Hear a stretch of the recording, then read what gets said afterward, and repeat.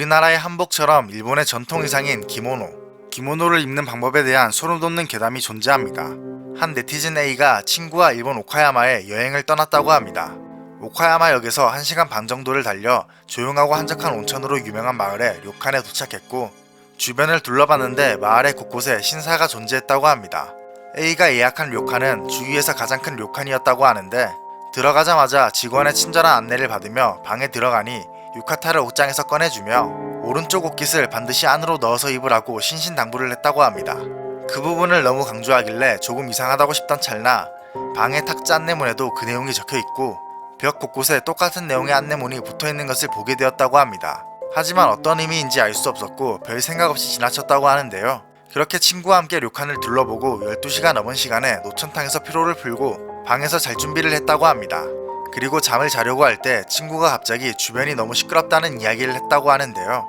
하지만 주변에서 다른 방의 손님들이 나누는 아주 미세한 이야기 소리밖에 들리지 않았습니다.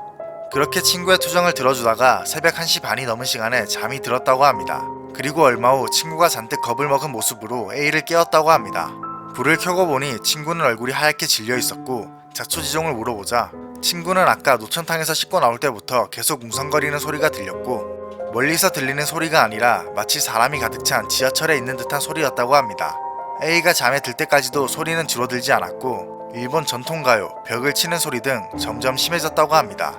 너무 시끄럽고 무서워서 이불을 뒤집어 쓰고 있는데 방 안에서 아이가 뛰는 소리와 웃음소리가 함께 들렸고 그러다 어떤 여자가 말하는 소리가 들리더니 달리던 소리가 멈췄다고 합니다.